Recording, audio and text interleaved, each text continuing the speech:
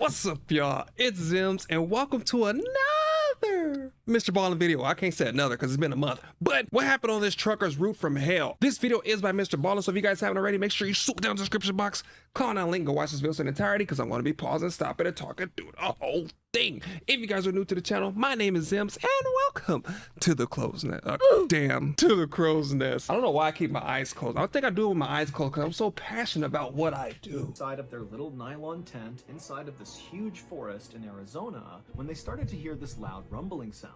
And so, curious, they unzipped their tent and they looked in the direction the sound was coming from, and it was coming from this dirt road, kind of straight up ahead of them. And at first, all they could see was this huge dirt and dust cloud kind of barreling towards them.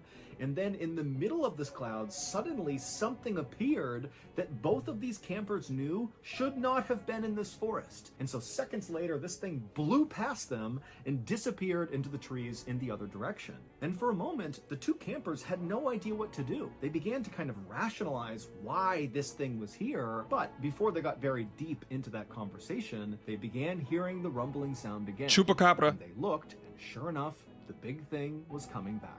But before we get into that story, if you're a fan of the strange, dark, and mysterious delivered in story format, do you come to the right place? Because that's all we do, and we upload once a week. Let's go! So, if that's of interest to you, please replace the like buttons. Man, if y'all not hyped like me, I don't know.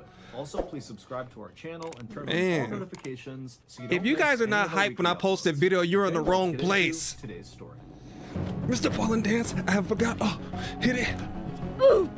Extra speed, 2 times speed, 4 times. Let's get ready to rumble. Wait, I think you can get sued for that, can't you? Late on the night of May 27th, 1995, a long-haul truck driver named Devin Williams pulled his gigantic refrigerated semi-truck into a truck stop in a city called Kingman, Arizona. After putting his truck in park, Devin reached over and grabbed his sleeping bag off the passenger seat and began to unroll it. Devin would normally get out and use the bathroom and brush his teeth before going to sleep for the night. Before we get started to the story, shout out to all the truck drivers, man. My grandpa was a truck driver. He let me know how hard it is. So appreciate you guys that's dropping off shipments and you're away from family and all that stuff. You are recognized, man. Keep up the great work and stay safe. But this night, Devin was so exhausted that instead of going in, he just unfurled that sleeping bag and then climbed behind the front 2 seats of his truck and got into what's called the sleeper cab, which is an area behind the front 2 seats in the cab where drivers can lay down and rest. Devin had been on the road for the last 4 days, basically non-stop. Told you. And all he wanted to do was just finish the stupid route and get back home to his wife, Mary Lou, and their 3 kids in the tiny town of Americus in Kansas. Devin hated being away from his family for long periods of time, which unfortunately was part of his job, being a long-haul truck driver. But they needed the money because he and his wife had just bought a new house and it was a total fixer-upper, and so they needed to do a whole bunch of repairs to turn that house into a home. And so, missing his family and just wishing he was done with this route, Devin laid in his sleeping bag in the sleeper cab trying to fall asleep, but he just couldn't. And unfortunately, as Devin knew, if he didn't sleep this night, then he would have to take another break later on this route to rest. And I heard that you can only drive for so many amount of miles before you have to stop, like it's a law or something like that. I guess it's to prevent you from falling asleep, or I don't know, I guess they don't pay you enough. He told me a little bit about it, but not too much about it. So if any truck drivers that are watching this, let me know if I am correct or if I'm kind of like in the area or in the ballpark. But yeah, supposedly you only can do a certain amount of miles. You have to stop it, then you have to do it. So technically they said if you have to have a shipment in 3 days, you have to plan out those 3 days. Like I'm going to drive this amount on this day, X amount on this day and that day, and then in order to make that shipment and then have to make your way back. So it's a lot. Because he couldn't just continue to drive with absolutely no sleep. And so taking an additional break that he was not prepping for could affect his ability to get home on time. It was Saturday night, and the strawberries and lettuce that Devin was hauling inside of his truck were due in Kansas City, Missouri, 1,300 miles away, on Monday morning. And so Devin began doing the math in his head. If he stopped a little while later to take another sleep break, would he still be able to cover those 1,300 miles by Monday? And he just wasn't sure.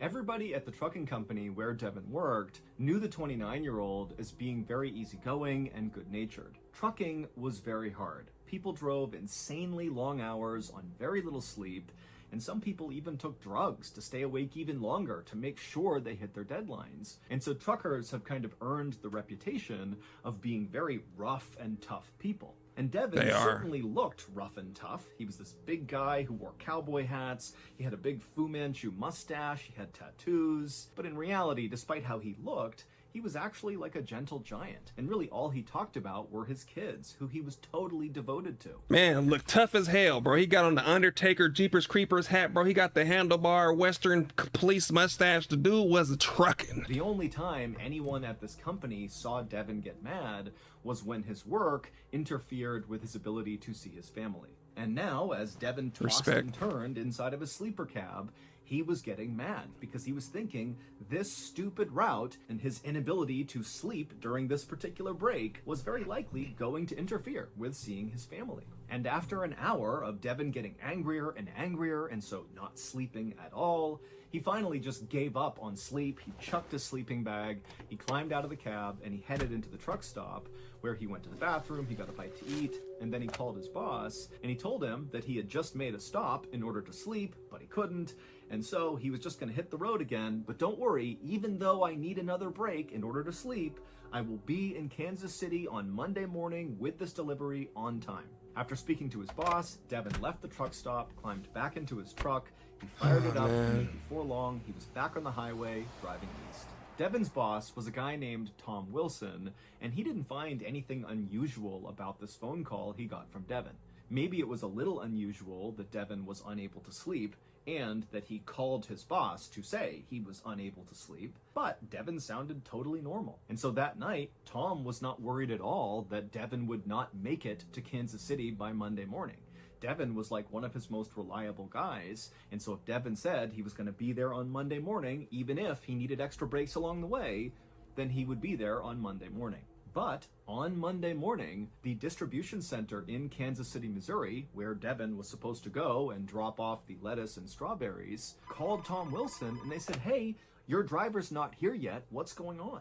Now, at first, Tom was actually really annoyed with the distribution center because he felt like, okay, the clock has just struck the deadline. Devin will likely arrive in the next few minutes, and they're prematurely calling to complain. Man, not being able to sleep is like one of the worst feelings ever, man. Like, it's like no matter what you do, like you be laying there with your eyes closed or something like that. Phone might light up, you might be like this, you might look to see if it was somebody, but it's just like you thought it was important, but it was just an email, so you go back to sleep. And then you start getting hot, so you remove the cover, but then you get cold, so you put the cover back on. So then you try to do the 50-50. You kind of leave half your body out and then half your body in, and then you try to like put the pillow between like your thighs and stuff like that, but then that don't work. So you try to sleep on your back, but then that's uncomfortable. Your back start feeling weird. It's a lot that goes into it. Like it's so much going on, man. That's why I just try my best to kind of like stay away from the bedroom until I'm like tired.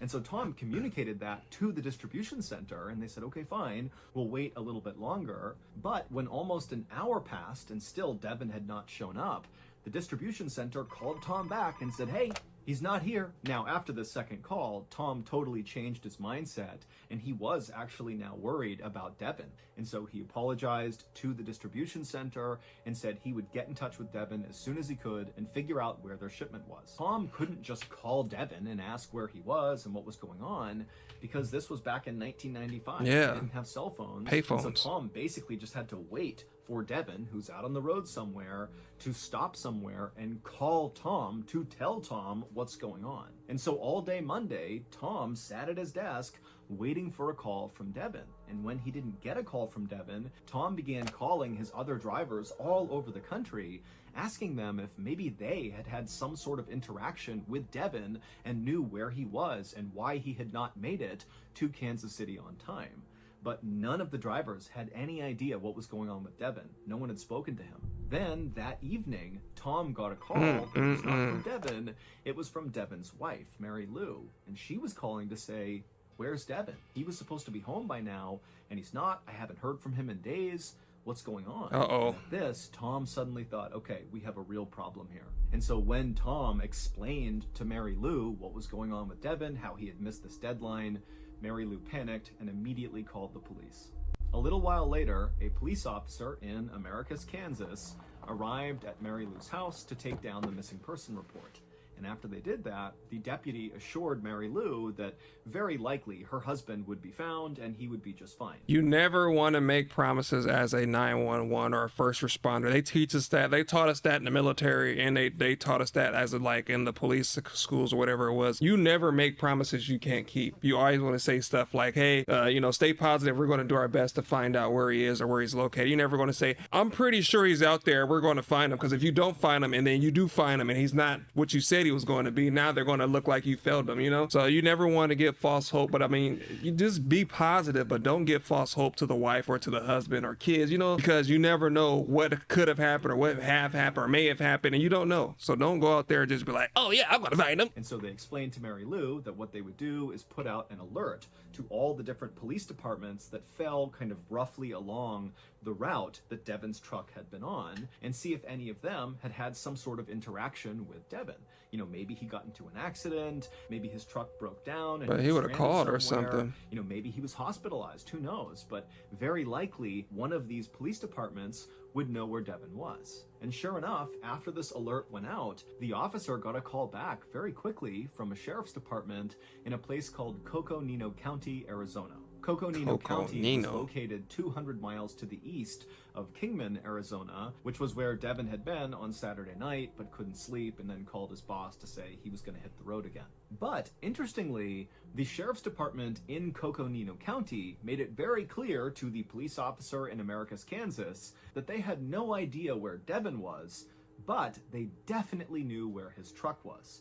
In fact, basically everybody in Coconino County knew where Devon's truck was. It was all anybody in that county was talking about. Because on Sunday, so the day before Devon was reported missing, somebody driving Devon's truck spent the entire day terrorizing hikers and campers inside of the Tonto National Forest in Coconino County. The Tonto National Forest, which is 600,000 acres of just rugged wilderness preserve, was nowhere near Devon's trucking route. So you're telling me somebody attacked Devon, took his truck, and was terrorizing people in the national... I've never been to a national forest, but can a big red actually maneuver through them woods like that? That sounds like some paranormal shit, if you ask me. Oh my lord, it kind of reminds me of, was it Ride or something like that? He was like, oh, Goldilocks, I don't like the way you talk to me, Goldilocks. Wait, was that no, it's Joyride. That's what it's called. I said Ride Along. That's what Ice Cube and Kevin Hart, I think, right? I don't know, but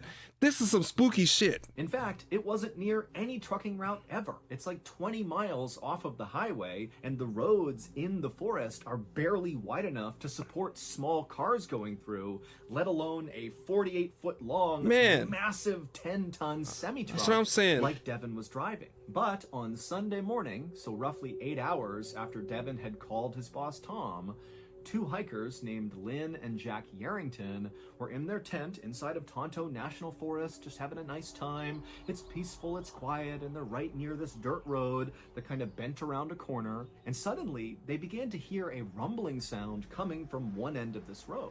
And so they were in their tent, they unzipped it, they looked out, and at first, all they saw on the road coming in their direction was this huge cloud of dust and smoke.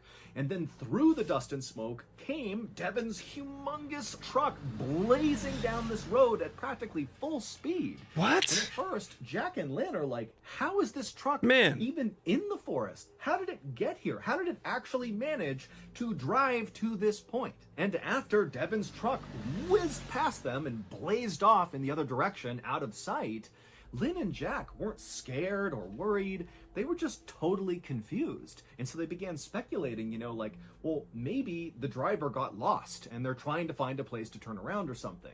No. And sure enough, a couple of minutes later, they heard a rumbling sound and they saw another cloud of dust, and it was Devon's truck now coming back in the other direction. How's he reversing? On the same dirt road. And so Jack and Lynn, they kind of backed up behind their tent, and they watched as this truck blazed past them again, flying out the other direction.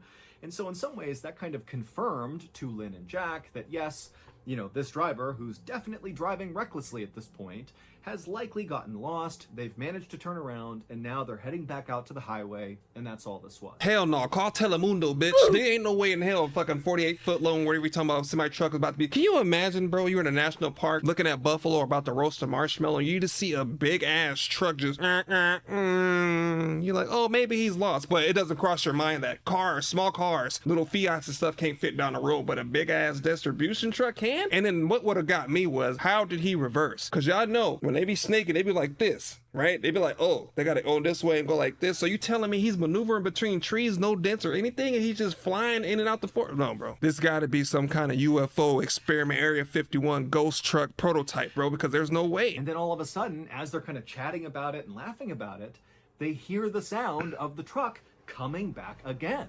And they look up, and sure enough, there's Devin's truck barreling down the road again. Except this time, Jack and Lynn, they looked where Devin's truck was going, and they saw there was a small sedan coming up the road in the opposite direction. So Devin and the sedan are going to collide, and because this road was actually on a turn, the driver of the sedan couldn't actually see the truck, and the driver of the truck, whether it was Devin or somebody else, couldn't see the sedan. And so both drivers are driving towards each other without realizing it, and so Jack and Lynn, they jump up, they begin screaming and yelling at the driver of the truck to slow down, but the truck didn't slow down. It just continued coming down the road, and the sedan driver, he saw Jack and Lynn flailing their arms and trying to get somebody to stop on the road, and so sensing there was another car, the sedan came to a full stop, and then right in front of them, they saw this truck come barreling around the road, and so the sedan began backing up wildly, trying to get out of the way of this huge truck. And then finally, the driver of the sedan just cut the wheel and peeled off the side of the road into the brush, and right as they did, the truck, which had not slowed down at all, even though the driver could have clearly seen the sedan, just whizzed right past the sedan and would have smashed into it if the sedan had not jumped off the road. The driver of the sedan got out of the car, and when Jack and Lynn ran up to him to make sure he was okay, he would tell them that he got a good look at the driver of the truck as he drove past him, and he told them that the driver was just gripping the wheel, looking totally straight ahead, no expression whatsoever, just barreling past him. It was like he didn't even look at the sedan. He was just going. My heart was like, Jack and Lynn deserve a trophy, bro, because 9 times out of 10 drivers are like, what the hell they waving at? What the hell, weirdos? And they would have drove out into traffic. Car would have smacked him, bro, would have turned him into a small can of Sprite. He would have split that car like Swiss cheese, bro. It would have body parts everywhere, man. Jack and Lynn, they need to be praised, bro, because that's some crazy. And the fact that he's driving like this, so that leads me to believe that is Devin. Maybe he took something, or maybe he got possessed by something. Something's like a Wendigo or something. I don't know, man. This is paranormal, because if he can describe what the driver looked like and it's Devin, the possibilities are endless at this point. Later that day, and not far from where this incident had just happened on this road with Jack and Lynn and the sedan, there was this family that was hiking through Tonto National Forest, and they had arrived at this big, beautiful open field in the middle of the forest, and they planned to have a picnic in this field.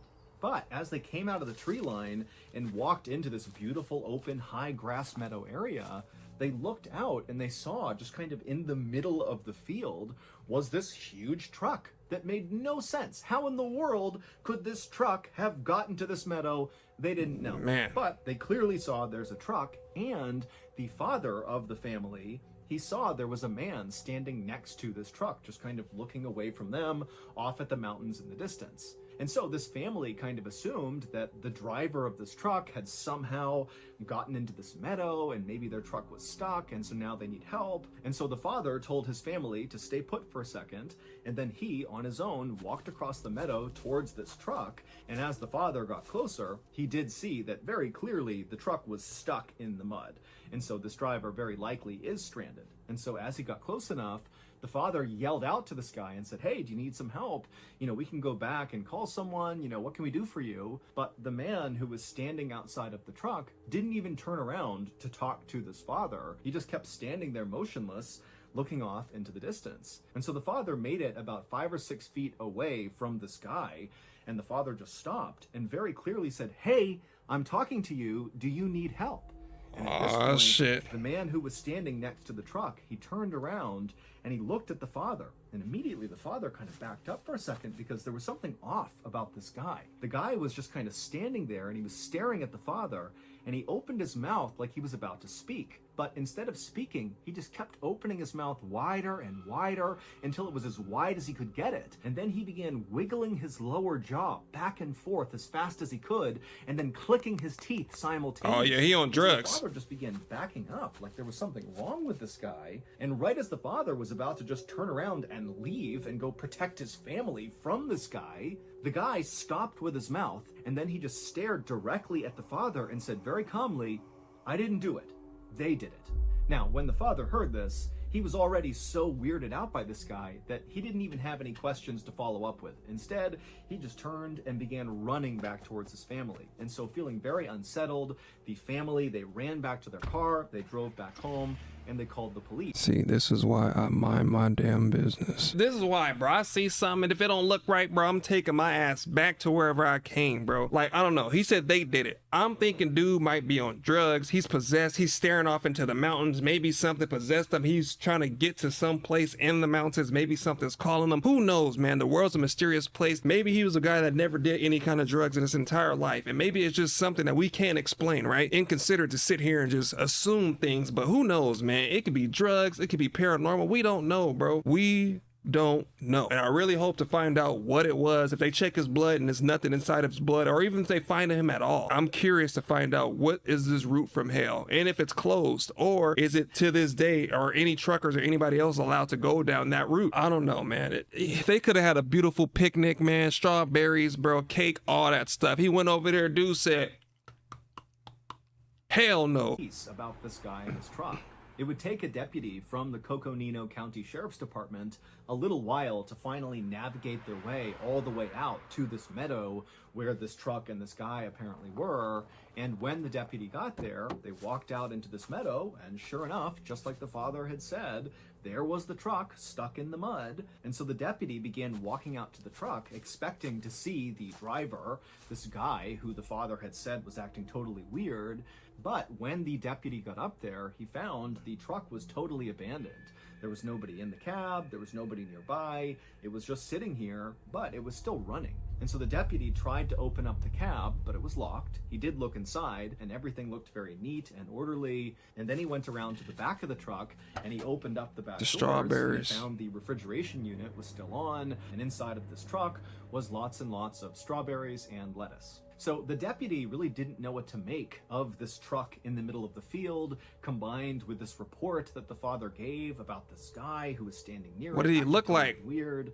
And so he just checked the license plate of the truck and he ran it against his database to see if there were any matching reports of missing trucks or missing truck drivers, but there weren't any. Because remember, this is on Sunday this is happening, and it wasn't until the next day, Monday, that Devin was reported missing, and his truck was added to a list of missing trucks and missing truck drivers. And so the Coconino County deputy just called a towing company who came out and hauled Devin's truck out of the forest. And then 24 hours later, when Devin was reported missing, the Coconino County Sheriff's Department put it all together and contacted the officer in Americus, Kansas to say, okay, we do have Devin's truck, but we don't have any other answers for you. The behavior of the man who was driving Devin's truck through Tonto National Forest was so insanely out of character for someone like Devin that it seemed totally impossible that Devin could have done this. But both Lynn and Jack Yarrington and the other people who saw this truck flying through the forest on that Sunday, they all insisted that the man they saw in the cab driving this truck matched the picture of Devin Williams. But there was absolutely no reason for why Devin would want to go to the Tonto National Forest. And even if he did want to go to this forest for some reason, for what? He should have known that his massive semi-trailer truck was not a good choice to be driving around these narrow dirt roads in the middle of this wilderness preserve. Man. All we know about Devin is that at the time he went missing, all he likely wanted to do was just get home to Americus, Kansas to be with his wife and 3 kids again. That's really all he cared about. The police did consider that, maybe Devin just ran away. But that theory didn't add up. No. Devin had no criminal record. He had a great relationship with his wife, so there were no issues there. And there were no other kind of outstanding relationship issues with friends or family.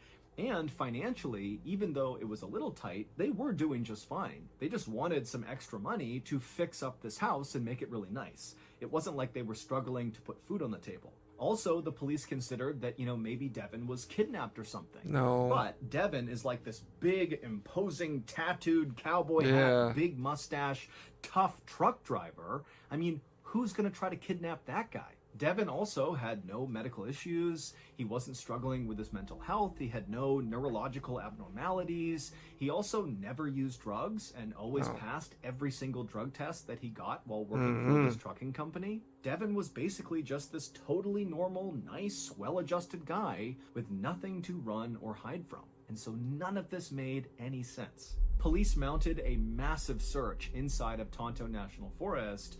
And during the search, the couple, Jack and Lynn Yarrington, who had seen the truck barreling up and down the road and nearly collide with that sedan, they would tell searchers that they actually thought they saw Devin Williams, not in his truck, but out on foot, walking around on Monday morning. So just hours before he would have been reported missing. They said they just saw this guy wandering barefoot down the road as they were driving out of the forest. And they slowed down to ask him if he was okay. And this guy, who looked exactly like Devin Williams, responded by picking up a rock and throwing it at their car.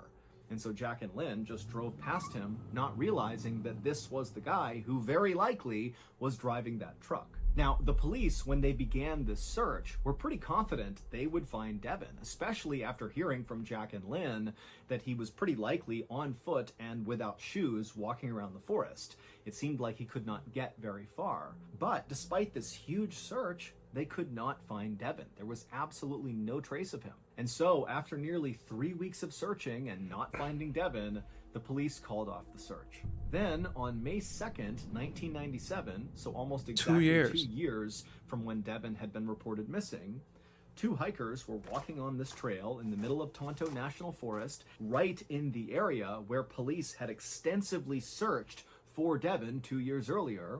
These two hikers, they're walking on this trail, and up ahead they see there's this white thing right in the middle of the trail, just kind of sitting out. Now, this is a well-trafficked trail, and so they're wondering, what is this thing? And so they walk up, and they see this white thing is a perfectly intact human skull. Bro, no. I don't know. Man, my head is spinning right now. The only thing I can think of, man, it has to be something that we can't explain, or maybe there was a cult nearby or something that gave him something, or maybe somebody spiked his drink. Because y'all remember when he went into the gas station, the minute he went into the gas station, he came back out and said he was going to drive is when all this stuff happened. So we can't rule out the possibility that maybe that gas station or somebody nearby may have spiked something. We don't know what happened after he hung up the phone. Did he run into somebody, right? Did he run into some people? Did he go somewhere? Did he have fun? Did he stop at like a little biker club or something? We don't know. And they don't have cameras and stuff like that like they do now. So like possibilities are endless. I feel like we could sit here and be all day like, oh, it was aliens, it was ghosts. But if we don't know what happened from his perspective, we can't really say. And I hate stories like this because I really wish I had the power to just touch the screen right now and just figure out what happened, because I don't like not knowing what happened, man. It's scary. No skeleton, it's just the skull. And so these hikers, they gasp, they can't believe they're looking at a real human head, and they're thinking, how in the world did it get here? Why hasn't anybody else seen this and taken it? Like, how are we the first ones to see this? And so they would end up calling the police. The police would come out, they'd gather up the skull, it would be sent in for testing, and sure enough, DNA testing would reveal the skull belonged to Devin Williams. Wow. No one has ever been able to explain what actually happened to Devin Williams, but the discovery of his skull inside of Tonto National Forest nearly guarantees that the driver of the truck 2 years earlier really was Devin, and the guy standing outside of the truck that was stuck in the mud in the meadow was likely Devin, and the guy throwing rocks at Jack and Lynn's car was Devin. People have put forth a whole host of theories about what happened to Devin, ranging from he had some sort of medical event where he kind of lost his mind and that's what caused all this strange behavior, or maybe Devin was on drugs despite not having any history of drug use. You know, maybe he took a really strong drug and that's what caused him to do all this. And still others believe that maybe there's a paranormal element to this whole story, that perhaps Devin was contacted by aliens and that's what induced all the bizarre behavior, and then ultimately he was abducted by said aliens, and then somehow his skull wound up back on this trail in the middle of Tonto National Forest. And as crazy as that sounds, still to this day, no one has any idea what happened to him, so that theory is just as good as any other. Rest in peace, Devin. Respect and condolences to his family. If you enjoyed today's story, be sure to check out our podcast called the Mr. Ballin Podcast, where we have look at my hundreds boy. more stories just like this one, available exclusively on Amazon Music. That's some scary shit, man. I don't know. Like I said, mine was a drug theory, mine was a paranormal theory, and my last theory is that somebody spiked his drink or they did something to him when he went in and got a bite to eat at this truck stop. I heard a lot of crazy stuff go down at truck stops, so you can't put it past it, right? So I don't know. Let me know down in the comment section what your theory is. A lot of people say psychosis, hallucinations and stuff like that, because dude was going on hours of sleep. I don't know. I don't think somebody could just automatically just have a mental breakdown, because he's been doing this truck driving stuff for years. So it's not like he's not familiar with being away from his family. He's not familiar with doing long drives. So that can't be the case. If you guys enjoyed, man, this video is by Mr. Ballin. Make sure you swoop down the description box, click on the link, go watch this video in entirety, because I was pausing, stopping, and talking through the whole thing. If you new to the channel, my name is Zems, and welcome to the Crow's Nest. See, I didn't say close this time.